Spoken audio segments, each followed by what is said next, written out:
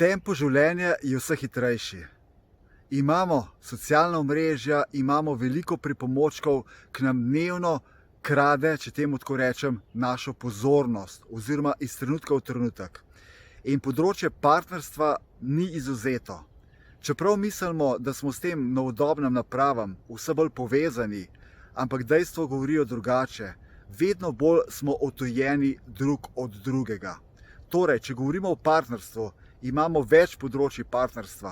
Eno področje je seveda moški-ženska, se pravi družina, se pravi mož-žena. Drugo področje je poslovno partnerstvo in seveda obstaja še kar nekaj različnih partnerstv. Zakaj partnerstva niso uspešna? Pa se vrnemo na družinsko področje. Velikokrat se spoznata mlad par, moški-ženska, in rečeta, sej sicer ni popoln princ na belem konju, ampak sej, ko se bova poročila, ga bom pa spremenila. In bo tak. Moški razmišlja podobno in seveda posledice so jasne. V poslovnem smislu velikokrat pride do določene ideje in potem en partner rabi pomoč drugega partnerja, da bo svojo idejo izpeljal, ker jo pač sam ne more. In potem razmišljata, kako bosta določeno stvar naredila, in ponavadi je ta resonanca v viziji, ta složnost tista, ki pelje naprej k uspehu. Ampak izzivov je cel kup in eden od izzivov je tudi takrat, ko uspe. Jaz sem enkrat naredil predavanje How to survive the success, kako premagati uspeh oziroma preživeti uspeh. In dejstvo je, da velikokrat šele takrat spoznamo, kakšni smo, ko nam rata. Ampak če se vrnemo nazaj, če imamo problem, hiter tempo življenja, odtujenost drug od drugega, je tukaj še en večji problem.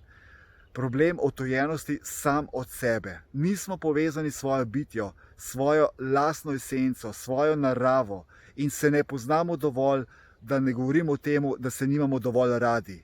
Ja, ljubezen do sebe je pogoj za vsako partnerstvo, ampak velikokrat razmišljamo na način, da rečemo, če imam rad samega sebe, to je sebično.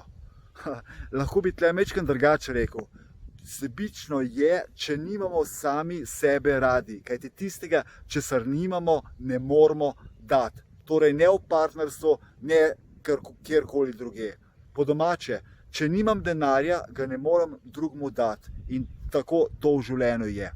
Torej, če govorimo še o poslovnem partnerstvu, jaz sem v življenju imel veliko partnerstv. Praktično z enim sem imel fitness center, z drugim sem imel družino oziroma partnerico v tem primeru in še vedno imam, še vedno sva skupaj, zdaj pa praznovala že 33 let skupnega življenja. Potem sem imel področje, ko sem imel partnerja, ki so ustvarjale knjige skupaj, se pravi tukaj v tem primeru mislim na kolega Nika, in enkrat sva izoblikovala eno zelo pomembno misel, kaj je idealno partnerstvo. In sva rekla takole, v bistvu sva nadgradila vsak s svojim besedam. Oziroma, eden je povedal en del, drugi del. Idealno partnerstvo je, ko drug z drugim tekmujeta, kdo bo drugemu dal več.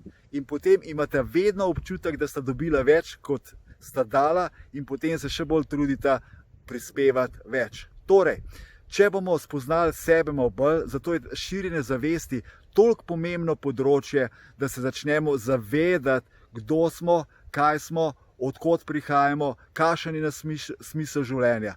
In pa osnova, če zaključim, je pa namera. Ko sva se midva pred 33 leti, skoraj 33 leti ženo spoznala, sva vedela, da sva svobodnjaka in da pač ne bova, kakorkoli sva si želela imeti familijo, da ne bova ostala skupaj. In potem sva rekla, potem sva samo za en čas skupaj, torej dokler traja. In traja še danes. 33 let. In to je tista, ko daš partnerju svobodo, ko imaš rad sebe, potem imaš lahko rad tudi drugega. Anton Trstenjak je nekoč lepo zapisal, zelo pomembno misel, dobrota je sirota, ampak to pravijo samo tisti, ki prave dobrote v srcu sploh še niso spoznali. Ko spoznamo to pravo dobroto, potem lahko damo sebi in drugim in uživamo ta življenje, teh nekaj trenutkov v tem konceptu minljivosti. Uživajte!